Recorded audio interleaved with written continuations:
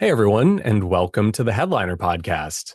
We're your hosts, Nicholas and Alyssa, and we're here to keep you in the loop on all the things you can do to promote your show. On today's episode, we're going to be talking about social media, and more specifically, how often you should be posting on social media and what you need to do if you can't. So, Alyssa, I might be stating an obvious truth here. Please tell me if I am, but social media, it's pretty important, isn't it? Yeah. Social Okay. media. Yeah, definitely. I mean, we're seeing I think it's over 75% of podcasts. And that's like an internal study. We polled our podcasters to ask hey, do you know how people are discovering you? And it was over 70% were saying yes. I definitely had people come in from social media, and hmm more notably YouTube. So kind of falling in that bubble of social media and YouTube, hmm which probably is an important distinction, but regardless, yes, people are definitely discovering podcasts on social media. Which, I mean, look, it sounds super obvious, and I say it in jest a little bit, but yeah, it's important to remember that you put a podcast out. And though the podcast apps do have some discovery tools built into them now, most people are finding you where they're actually looking for content to consume, which is their Instagram, TikTok, YouTube, Facebook, Friendster. Does Friendster still exist? Let's say Friendster, etc. And as far as like that $1 million question of how often should I post there, I want to preface this by saying it really is as much as you can stomach. As much as you can physically post and want to post, you should. But we love data here at Headliner. And I do have some little facts and figures courtesy of Buffer. And this is from an article from March 2024. And they recommend 1 to 2 Facebook posts a day, 2 Instagram stories, and 1 to 2 posts a day, 1 to 4 TikToks per day, 3 to 4 tweets, also blue sky tweets, whatever they call them, skeets. I don't know what they call them. And 1 to 3 videos per week, depending on if you're doing native content or shorts on YouTube. Now, I want everyone listening to this to just exhale. Alyssa, I need you to take a deep breath because it's okay. It's a lot. My eye is twitching. Yes. um, the bad news is that these numbers seem pretty accurate because Hootsuite did an article on it too, and they basically gave us the same exact results. But again, this is just what's recommended. It's a lot of posting. It's okay if it makes your head hurt. It made my head hurt when I, read all of this information.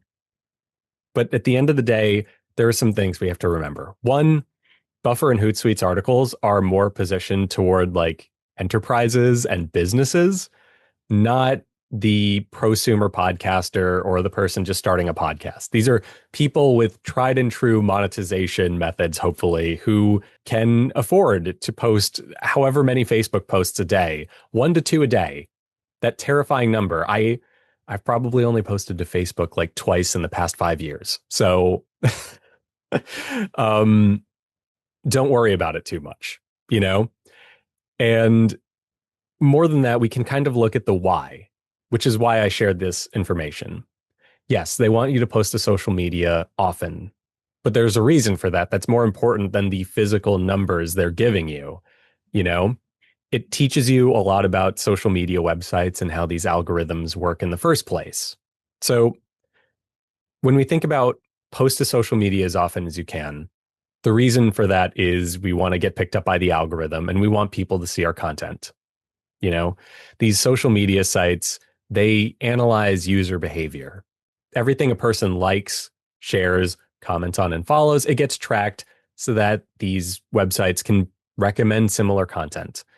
And if you put out more content, you are more likely to run into someone who will like, share, comment, etc. Pretty, kind of like speaks for itself there. On top of that, a lot of social media content gets ranked by a number of variables: recency, relevance, and engagement. So, higher ranked content will obviously get surfaced more to specific people, while lower ranked content won't.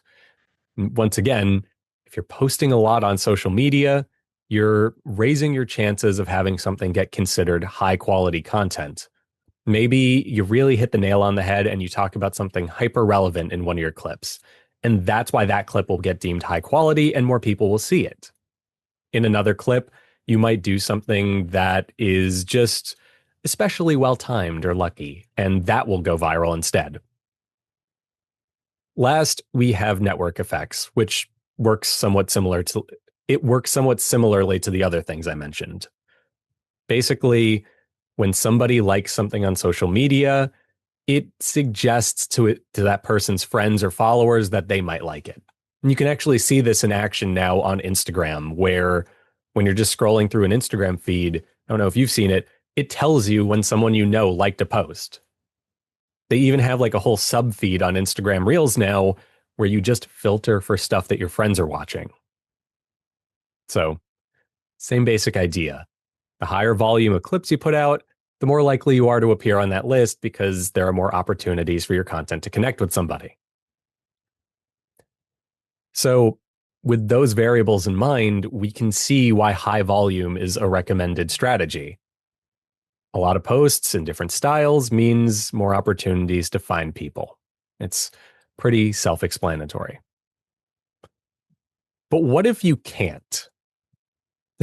What if you're like Alyssa and I, and the mere thought of making 1 to 2 Facebook posts a day or 4 TikToks a day makes you want to burst out in hives?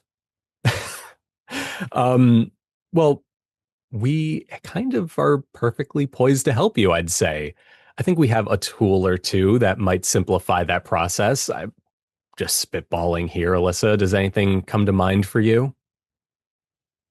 One or two things, yes. So Headliner, one of our most famous tools is definitely going to be the automatic audiograms button. So that is going to allow podcasters to create automatically. So you get Hmm. up to 10 clips. So if you're looking to kind of get the most bang for your buck, really try and maximize and post all of the things that we said that you should at the very beginning.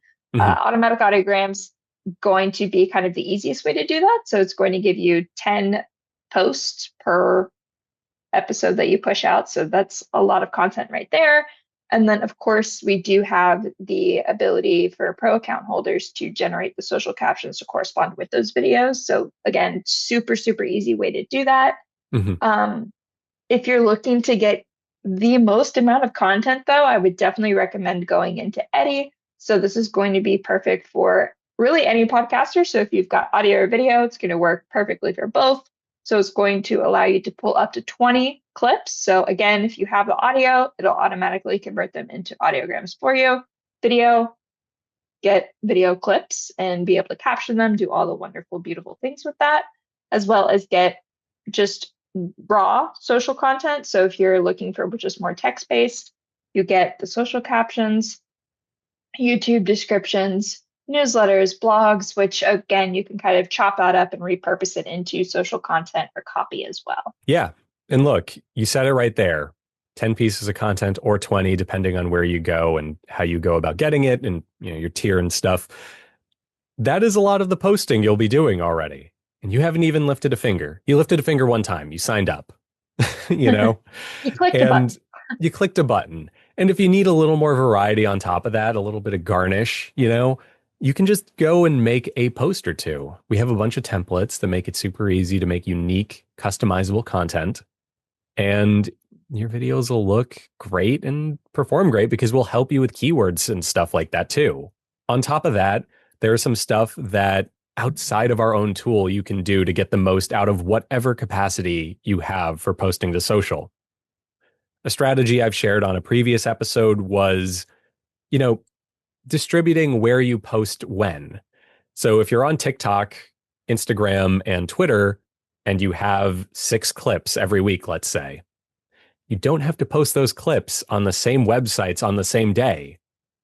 Clip number one can go to Twitter on Monday, and then Instagram on Wednesday, and then TikTok on Friday. It's just creating an active community and an active schedule of posts.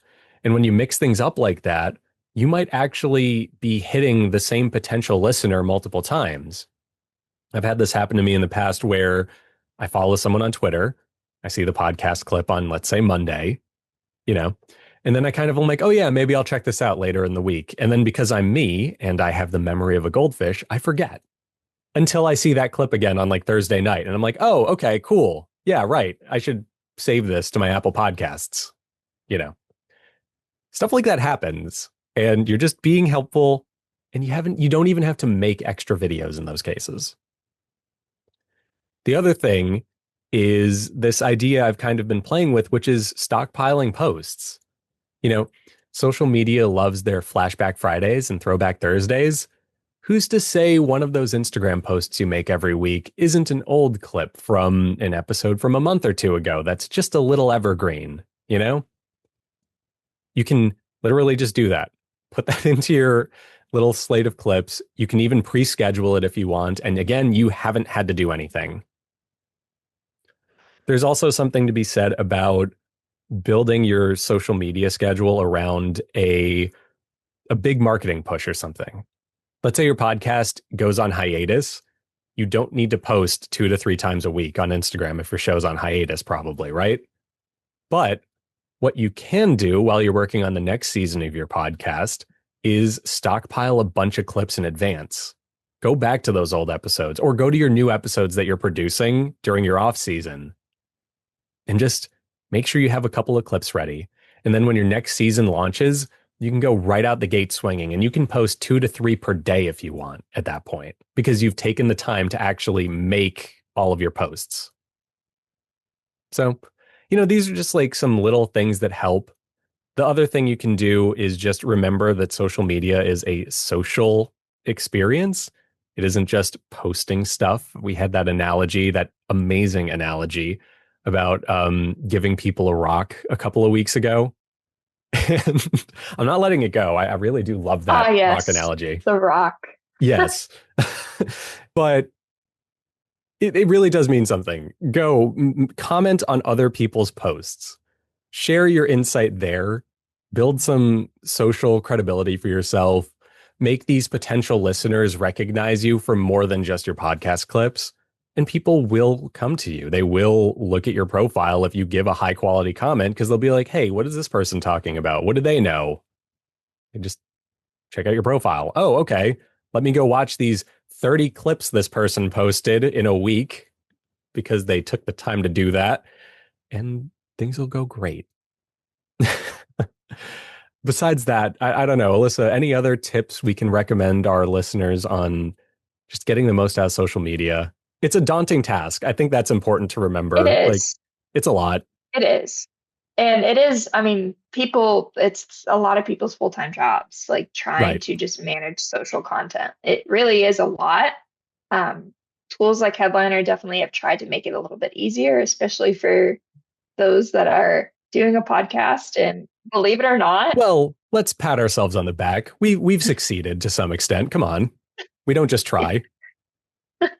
but anyways, helping those podcasters and creators that, it's not their full-time job to Mhm. A, be a creator, or B, to manage their social content. A lot of podcasters and creators, they kind of, get a little bit drained. Social media can be a lot, especially when you're like, hey, make X amount of posts per day. It's like, oh, not even per week. That's a Yeah.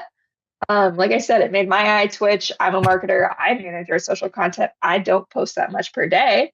But we are pretty active. We do engage with people. I do kind of check stuff, and our numbers are trending in the positive. Mhm. And I do use Headliner for a lot of things. AI, that's another thing. If you don't want to use Headliner, you don't have to by any means. Definitely recommend you do. But there's We can cut that. AI, Chat GPT, Chat GPT, all sorts of tools out there that are designed to really just help give you your time back. I would definitely recommend looking into it if you're like going to go in and going to make all of these posts. You start feeling burnt out. You don't have to do it all by yourself. There's plenty of things out there that can help you. Yeah, no, exactly. I think that's the real takeaway from this conversation is it's important to post on social media if you want to promote your podcast. But look, we're all realists here, I hope. Um, it's a lot of work. It isn't the funnest part of the job when you're making a podcast. I think for the average podcaster, they're more psyched about like recording the podcast itself. And That's cool. So while you do have to post on social media, you can do these things that will make it easier for you. It's about giving you more time to focus on what you want to do. If you use a tool like the ones that we offer or some hypothetical other place, offers, that's fine. You get that time back and you can either use it to make a couple of higher effort posts to share every week, or you can use it to go research your podcast for the next episode, you know, or do another pass at editing. It's about giving you time to do what you think is most important. You don't have to be like 100% on the money with these social guidelines. There's something to be said about not posting that much to your Instagram, posting only maybe 2 or 3 times a week instead of whatever stat they gave us. I think it was like once a day, right? Um, yeah, 1 to 2 posts a day. Instead of that, post 2 to 3 times a week. That's awesome. What do you want to use that time for, though? Do you want to use it on your show directly? Do you want to foster the community that you've built on social already by replying to comments or running polls in your stories, etc.? That's at the end of the day, that's you get what you give. And what we're here to do is to like give you more time to get what you want. So yeah, that's my whole spiel. That's my TED talk. Thanks for listening. Any other things we can recommend to our listeners? Have fun. We haven't said that in a while. Just have fun, guys. I was gonna say, take a deep breath. It's okay. It's okay. You can put the brown bag you've been breathing into for the past 20 minutes down. The scary podcast host that's telling you to post all day, all night on social media is done. I promise. But okay, well, I guess on that note, we'll end it here. I think we've said our piece. Thank you to everyone for listening, and we'll catch you on a future episode of the podcast. Bye-bye.